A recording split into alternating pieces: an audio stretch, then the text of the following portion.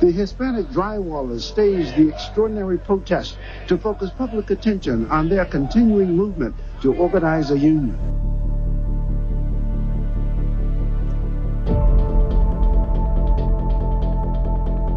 So for those of you who don't know, this man's a legend. He was one of the leaders of the 1992 residential drywall strike. At the beginning, I started, like 8 cents, 9 cents, and then all of a sudden, wages start coming down, from 9 to 6, 7 cents, down to 4 cents. It was kind of ridiculous, We were barely making $50 to $60 a day. The demonstrators were part of some 4,000 drywallers who've been on strike for 2 months in 6 California counties. The guy who initiated this movement, Jesus Gomez, he says, hey, I think enough is enough. He got short, I think $60 on his check. We like what we do, then we need to fix, wages and conditions. Otherwise, they're gonna continue taking advantage of us. They have a right to strike, but it's kind of shutting down my job at this point. Most of the workers, were undocumented, illegals, first thing, hey, are you crazy? This is not gonna happen, man, are you guys out of your minds or what's going on, When the picketers showed up, all the drywall guys on my site left, all the hangers and the tapers have left now. We're not gonna be able to survive with these wages, guys, I don't care, how we came, to this country. They abusing us, man, and it's time to do something, We decide to pick up a day, when we're gonna decide to walk off the projects. June 2nd, and we're all gonna walk off, We split like, 5,000 flyers from San Diego to Ventura County.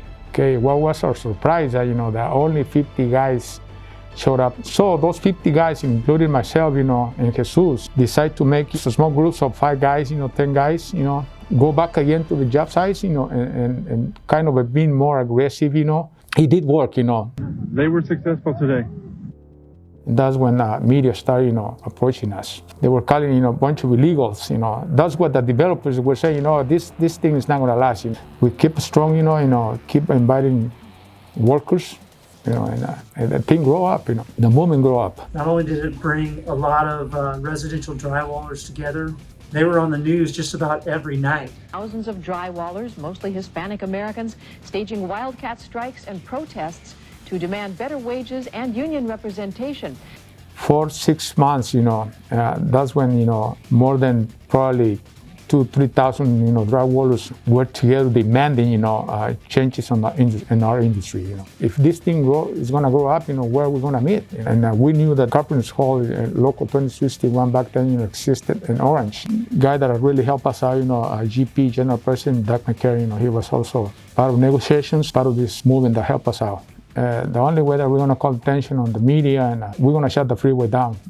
Within minutes, strikers have suddenly closed down one of LA's busiest arteries.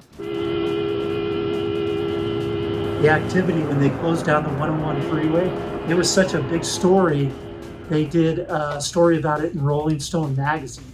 Couple hundred guys, that was on one side of the city, but there was different movements, and 149 demonstrators, were put in jail, back then.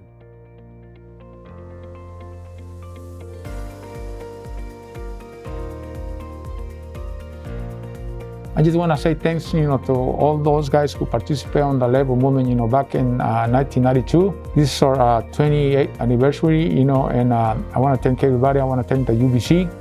I want to thank GP, General President Doug McCarran, for opening the door for us, back then. Thanks so very much, and I appreciate it. Shoulder to shoulder, get together, and demand, better wages, better conditions.